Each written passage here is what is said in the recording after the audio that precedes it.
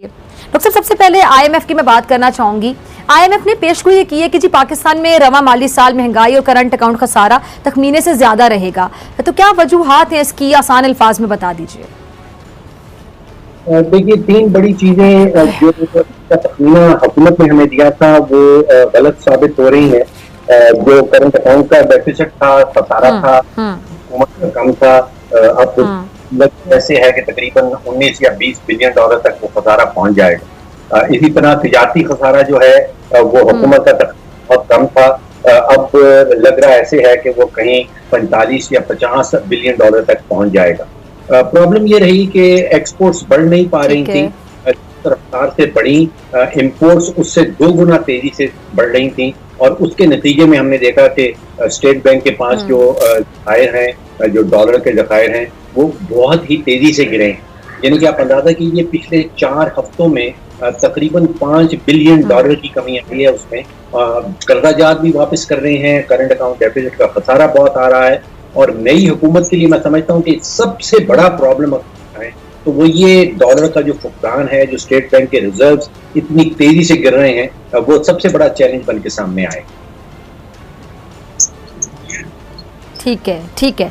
अच्छा डॉक्टर साहब, world bank की बात अगर मैं करूं तो आलमी बैंक ने पाकिस्तान की जो माशी सूरत हाल है उस पर कहा है कि जी सियासी गैर यकीनी जो मैक्रो इकनॉमिक अदम तवाजुन पैदा कर सकती है। तो ये जो अदम तवाजुन है, इसका मतलब नाज़रीन को जरा आसान अल्फाज में समझाइएगा, क्या हो सकता है?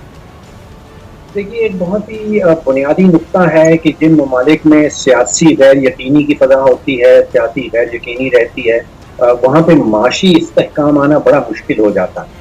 क्योंकि सियासी एक्टर्स जिन्होंने फैसला साजी करनी है मईशत के ऊपर, जिन्होंने पॉलिसी बनानी है मईशत के ऊपर, वो सियासत में इस बुरी तरह घिरे होते हैं कि फिर वो मईशत जो है वो इग्नोर हो जाती है। अब आप पाकिस्तान का हाल देख लें कि यहाँ पे जो इलीट है, जो अशराफिया हैं पाकिस्तान के, वो पिछले कई महीनों से, साल भर से एक पावर स्ट्रगल में इन्वॉल्व है। ताकत की जंग है। ऑपोजिशन जो पहले थी, अब हुकूमत बन गई, वो ताकत की जंग लड़ती रही, और इस दौरान माशी पॉलिसीज जो हैं वो नहीं बन पाए। तो आप सोचिए कि वहाँ पे अशराफिया का मुफाद तो शायद उसका तहफ़्फ़ुज़ हो रहा है, लेकिन जो 22 करोड़ पाकिस्तानी हैं उनके माशी मुफाद का कौन तहफ़्फ़ुज़ करेगा? क्या उसको सियासत से अलग किया जा सकता है? तो ऐसी एग्जाम्पल्स हमने देखी हैं, जैसे जापान में जब सियासी जंगें चलती हैं तो उसका असर जो माशी पॉलिसी है वो तकरीबन ना होने के बराबर होता है। जिस तरह पाकिस्तान में वो चार्टर ऑफ इकोनॉमी की बहुत अरसे से बात हो रही है कि अब सियासतदान आपस में सियासी जंगें लड़ते रहें, लेकिन माशी पॉलिसी जो है उसके ऊपर असर कम से कम हो, इस किस्म का कोई मैकेनिज्म जो है उसकी ज़रूरत है पाकिस्तान में। ठीक है। अच्छा डॉक्टर साहब, पाकिस्तान बिजनेस काउंसिल ने वज़ीर-ए-आज़म शहबाज शरीफ को ख़त में माशी हालात बेहतर बनाने के लिए तजावीज़ दी हैं कि जी पेट्रोलियम मसनूआत पर सब्सिडी फौरी ख़त्म की जाए, गैर ज़रूरी जो अशिया है उन पर दरामदी ड्यूटी बढ़ाई जाए, और जो IMF का प्रोग्राम है दोबारा शुरू किया जाए। तो आप इनकी तजावीज़ से इत्तफाक करते हैं? देखिए, इस वक्त पाकिस्तान एक वाहिद मुल्क है जो आलमी मंडी से महंगा तेल खरीद रहा है और मुल्क के अंदर सस्ता बेच रहा है। और आप समझिए कि PTI की हुकूमत ये बाकी सुरंगें बिछा गई थी नेक्स्ट गवर्नमेंट के लिए। इस वक्त मेरा तखमीना यह है कि तकरीबन 3 अरब रुपए का रोजाना का खजाने को नुकसान हो रहा है सिर्फ पेट्रोल और डीजल की मद में। तो ये 80-90-100 अरब रुपए का महीने का नुस्खा बन जाता है, जो हुकूमती खजाने में रियली एग्जिस्ट ही नहीं करता। यानी कि नुकसान हो रहा है, लेकिन हुकूमत के पास उस खजाने को पूरा करने के लिए पैसे नहीं है।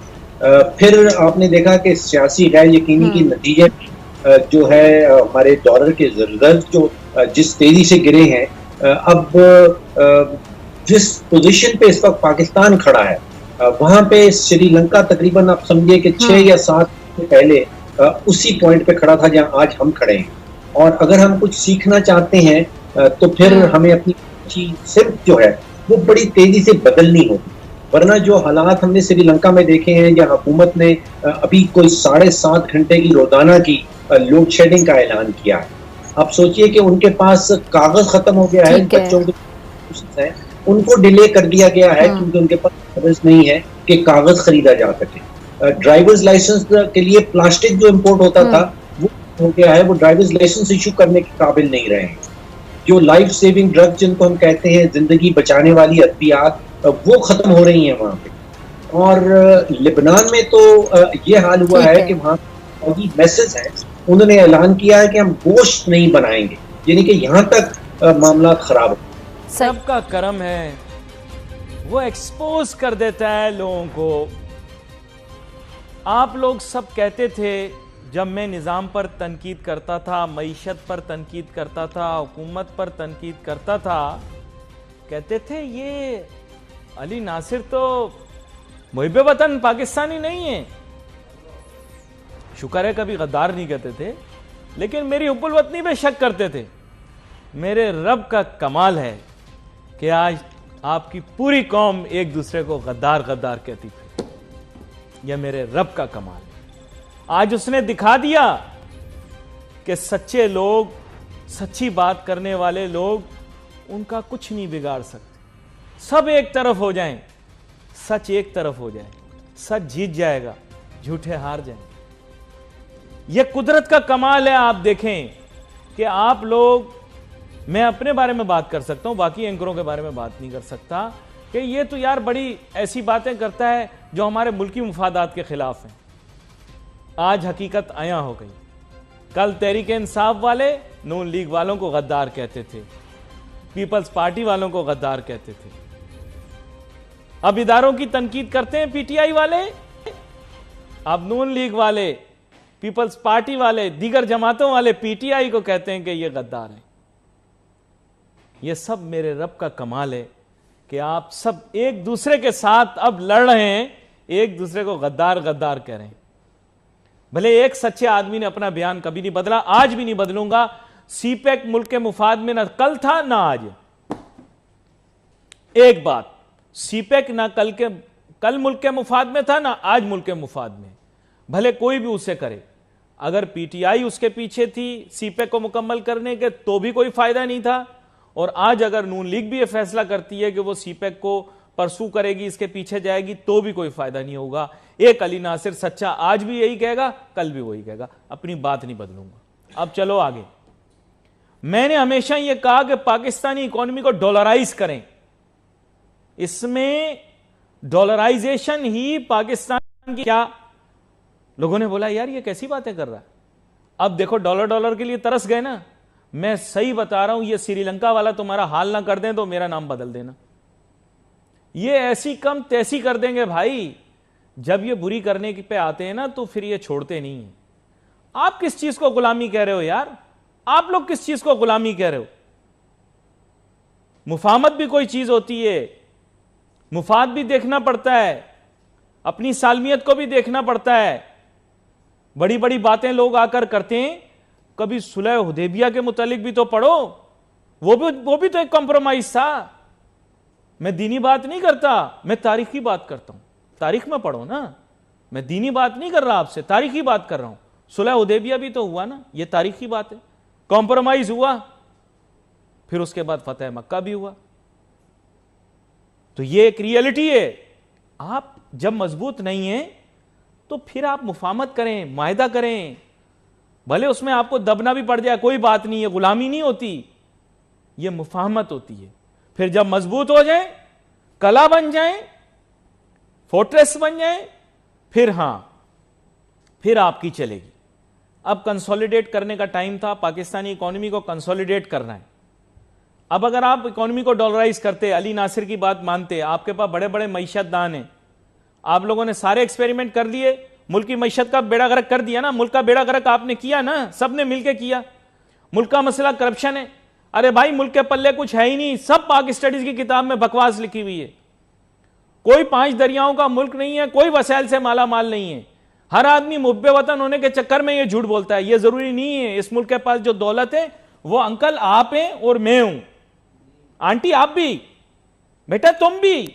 हमारा जहन, जापान में क्या मिलता है, जहीन कौम है इसलिए जीत रहे हैं। अमेरिका के अंदर क्या ख्याल है, वसाइल वसाइल नहीं है, सिर्फ जहानत। जहानत। जंगल में रहने वाला शेर जंगल का बादशाह जरूर है, लेकिन पूरा दिन बरहना घूमता है। उसने सूट तो नहीं सिलवा लिया अपने लिए। अरे इंसान की कदर को समझो। वसाइल से मालामाल, वसाइल से मालामाल। तो दूसरा झूठ, पहला झूठ ये कि पाकिस्तान टैक्स जमा कर ले, हम टैक्स चोर हैं, अगर हम टैक्स जमा कर ले मुल्क ठीक हो जाएगा। नॉनसेंस, इसकी वजह से मुल्क का बेड़ा गर्क हो गया। दूसरी चीज, मुल्क वसाइल से मालामाल है, डिस्को डांस, डिस्को डांडिया, वो मैं कर नहीं सकता, रमजान है, वरना आपको करके भी दिखाता है डिस्को डांडिया। फड़क फड़क के करते हैं, क्योंकि डांस मना है ना, इसलिए इस कौम का डांस जो है ख्यालात में निकलता है, ख्याली डांस।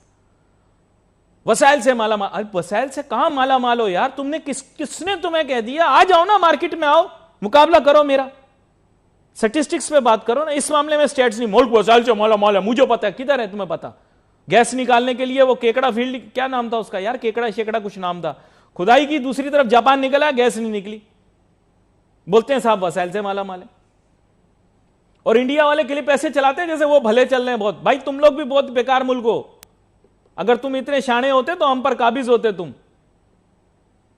हाँ, तुम बेकार लोग हो, तुम बिल्कुल ही गए गुजरे हो। इंडिया वाले मेरी क्लिप चला के खुश होते हैं, अपने मुल्क का बेड़ा गर्क हुआ यार तुम्हारा। Just look at your condition, सिर्फ हम लोगों का डीएनए एक है, सिर्फ मजहब फर्क है, बाकी सब हरकतें तुम्हारी हमारी मुश्तरक हैं। हम तुमसे फिर